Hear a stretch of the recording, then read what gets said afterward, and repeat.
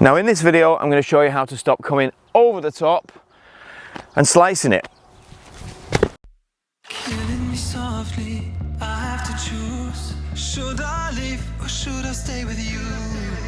I am addicted, we are too close. One more day and I'll overdose. Killing me softly, I gotta choose. Keep my life or lose myself in you. I'm so addicted, it has to end. But why do I keep holding your hand? I am stuck and I'm hypnotized. Visions of you come and stay the entire night. My mind is buried, rescue out of sight. Crazy me, what do I not see? That you are living poison in my veins.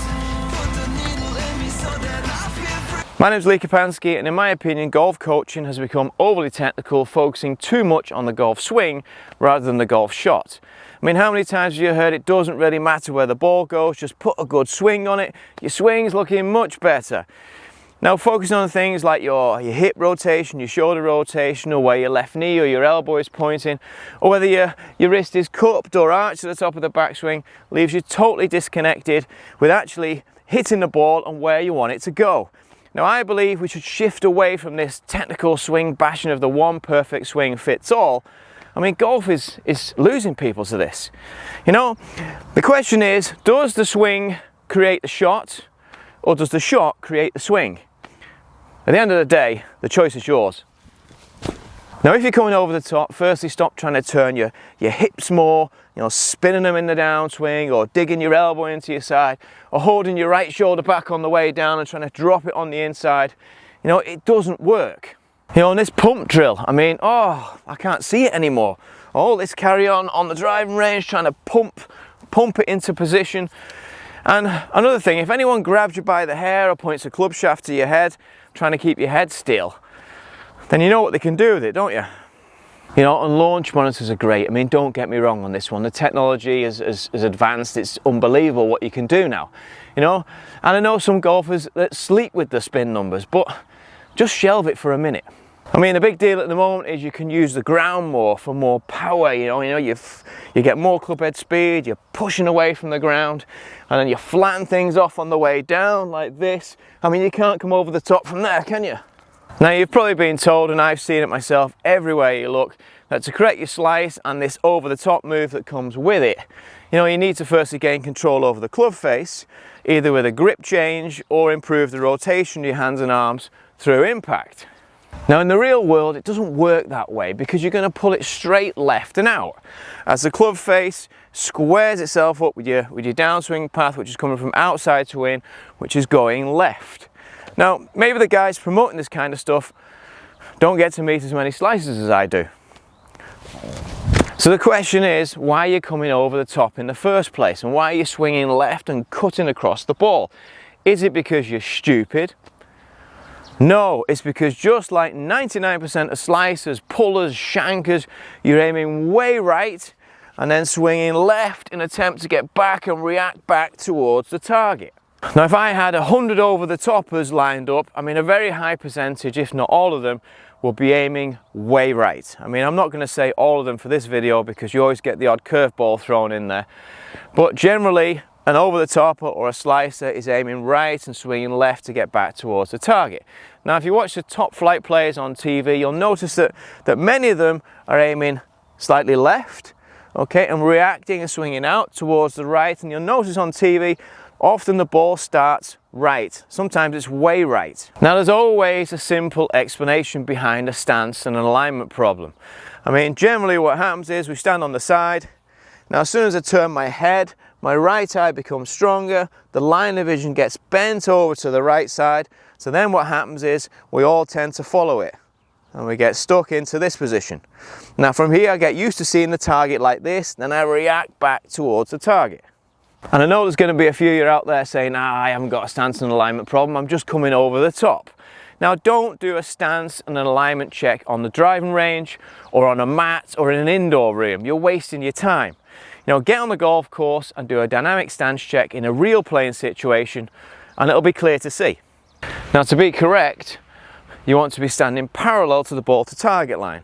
So there's the ball to target line, and I'm going to stand parallel in relation to it.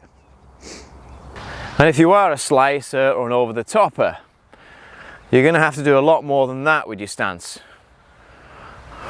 I'll show you what I mean now. Now I've just got to be clear, and I've got to say it again. You know, basically you're aiming right and you're swinging left to get back towards the target, and that's why your right shoulder is flipping and flying out there. That's why your hips are blocked and you're constantly trying to fight, trying to spin your hips faster.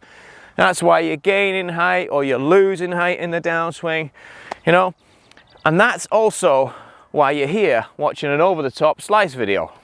You know, I totally get it, I totally understand. You've probably thrown everything at it, the kitchen sink and everything. You know, this over-the-top slice movement can be a real beast. You know, and you've programmed your body to repeat these movements that come out, especially under pressure. Do you know, and I've seen it time and time again. You know, I often get a phone call say, look Lee, I can't do this anymore. You know, sock it, or I'm slicing it on this movement, I can't get rid of it. Now the only way to beat it is to reprogram your muscle memory, and you've got to shock your body. You've got to do the complete opposite. I mean, from wrong to perfect never works. And messing around with your rotation and your hip movements, I mean, you're wasting your time. Now there's a flip side to this as well, and the beauty of all this is that your body will always want to react and get back to the target. I mean, that's the way we're made. You're naturally made for it. Your body will automatically make the shift for you. So if I aim to the right side like this, now I know the target is over here, so my body will react back to try and get back towards the target. Okay, now if I do the opposite and I aim left like this here, and I swing out towards the right like this here, this outside to in movement disappears, this over the top thing disappears, and your slice, your pull, or your shank, or whatever it may be, are all history. I mean, your body will be now free to turn and move. You know, but for this to really work, you've got to stop this internal battle of what your hips, what your shoulders, what your head or what your wrists are doing. You know, stop internally analysing, look out externally at what the ball is doing and how it is reacting, and get a feeling for the movements as you react to the target. I mean, if you were to throw a ball, you would never think about your elbow or your hips, would you? Move with the sun, man. Move with the sun. Bloody hell. Right then, I want you to aim 30 or 40 yards left of the flag. So you're aiming at the left bunker or the left edge of the green, and you're swinging out towards the right, out towards the flag. I mean, your brain and your body will want to do that anyway. They're on your side, even if at times they're gonna fight you. So what I always recommend is to play shots with your feet together and put a ball on a tee. Putting your feet together helps to simplify things, and by putting a ball on the tee, you know, it takes the focus off trying to nip the ball perfectly off this beautiful fairway. You know, and it takes the pressure off and quietens the body movements down and allows you to switch your focus then onto your new swing feelings and the swing correction. So this is my thing that I use to control the correction process, you know, and I have great results with my pupils. I mean, you don't have to use it if you don't want to, but if you're not fortunate enough to have, you know, the luxury of a private coach by your side, then you're gonna need something to control your progress. Now, if you want more info, then go to my homepage or have a look through my videos on my YouTube channel. Now, through the process, you've really got to try and swing away from yourself, out towards the right, like this, out towards the target. Now, at first, your body will always want to instinctively pull the club head and the hands and arms in towards your body like this. Now, you're going to have to fight it. You know, to make a swing change, you've really got to understand the correction process and the things you've got to go through. I mean, initially, you want to hit it out there as far right as you can. You know, and I mean miles right. You've got to completely shock your body into a completely new feel and motion, and then work back to the target as you develop the feel for the new movements from inside to out.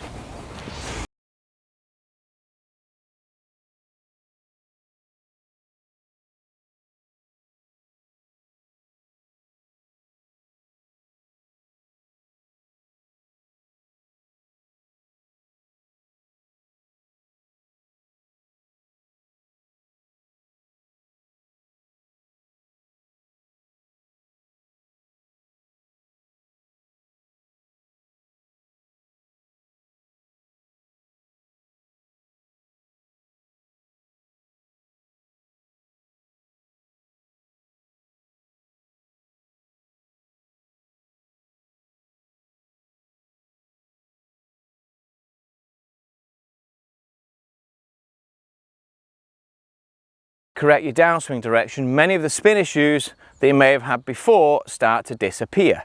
Now, don't just jump in there with a silly grip change or mess around with your release straight off the cuff. The change of motion often takes a while until the spin issues iron themselves out. You know, I know patience is not my big thing either.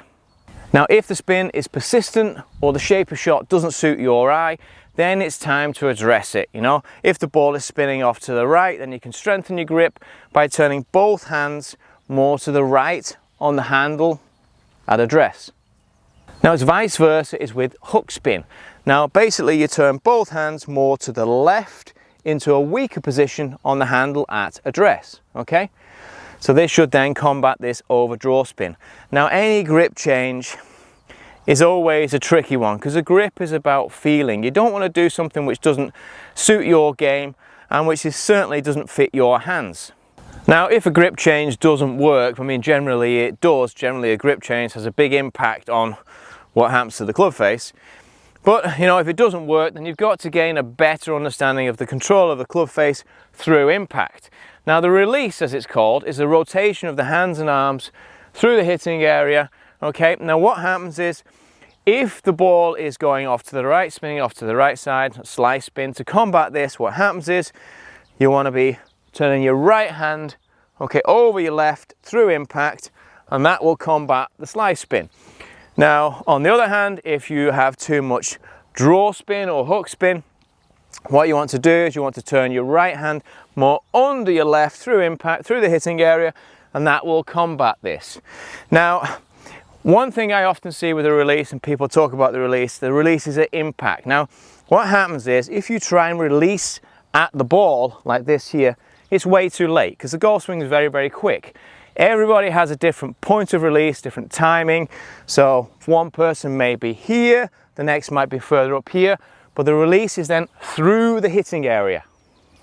Now, this is the big one. You'll see it all over the place, all over YouTube. Everyone talks about wrist angles and wrist hinge and how they work at the top of the backswing.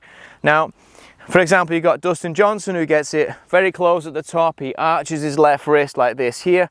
Now, if Dustin Johnson went for a golf lesson and he was a kid, you know, they'd say, whoa, what's going on here, mate? Your club face is way close. You'll never get the ball into the air. But Dustin Johnson is an athlete. You know, he opens his body up through impact, so he kind of offsets this. You know, so it suits his swing, it suits his game. It's not to say that it's going to suit yours. So don't get wrapped up in all this wrist hinge and all this kind of stuff and this closing the club face at the top of your backswing. Now, in some cases, if wrist angles at the top of your backswing are causing big issues with the control of your club face through impact, then check out my video on grip and wrist hinge, which shows a simple yet effective way to win back the control. Now, as we get on to shaping shots, I mean, that's a completely different subject and something I will cover in a future video. Then it's amazing what you can actually do by just visualizing the shot you want to play and getting a feeling for it. You know, you don't have to think too much about all these things like sort of where my hands are, where are my hips and all this kind of stuff. You know, you can do a lot by just visualizing it and just reacting to the target. Now, if you're an over-the-topper or a slicer, it's really important that you change the way you align in relation to your target and how you see the target at address. Now, if you aim left and swing out towards the right side like this here, you'll start to feel your body is free to turn and move and react to the target. Now, as you gradually widen your stance, you'll start to feel the full benefit. Now, also, normally all these spin issues associated with this over the top and this outside in downswing path tend to subside, and you hit the ball longer, straighter than you probably ever have, you know, and you'll increase the chances of staying injury free.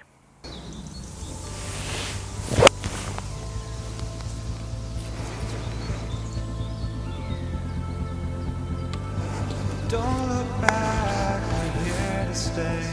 A life we knew would come one day.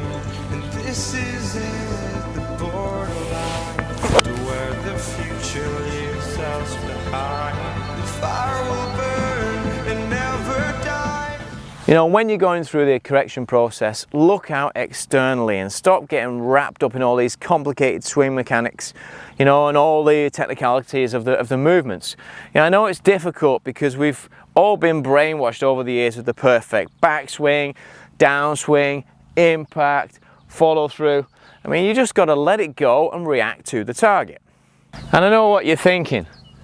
No, you don't always have to aim 40 yards left of the flag over here. Now, as you gain control over your newfound downswing direction, you can gradually reel your two targets in to become one. So then your target becomes your target, if you know what I mean.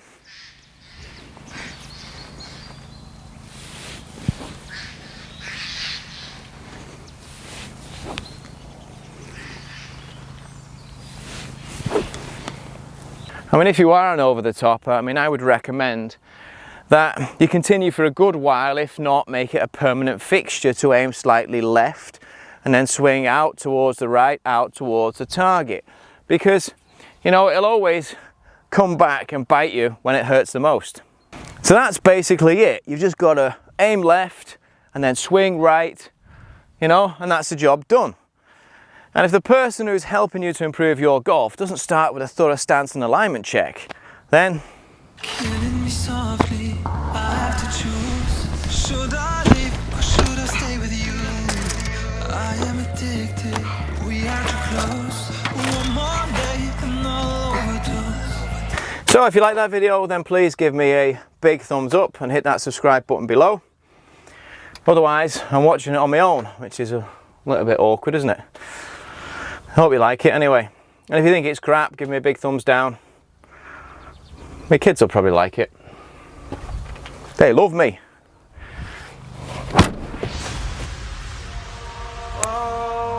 That's a cracking shot, that, mate. It's a great shot, that, mate. Straight down the middle. Like, come on, Leo, smash it, mate. Come on. Wow, that's a cracking shot, that. Straight down the middle. Oh, man. If you like this video, then please smash it. Oh, I was going to say smash it like it. Yeah, it's okay. Alright. Yeah. If you like this video, then please smash it. Oh. I'm off now, I'm off. Yeah. Hang on. If you like this video, then please smash the subscribe button and give my dad a big thumbs up and hit it like this. Okay. Hey, so you do it. Look, you got gel on your hair and everything, lads. What's up with you? Hey, looking. Because you put it, you've got it then. Hey, it's Sorry.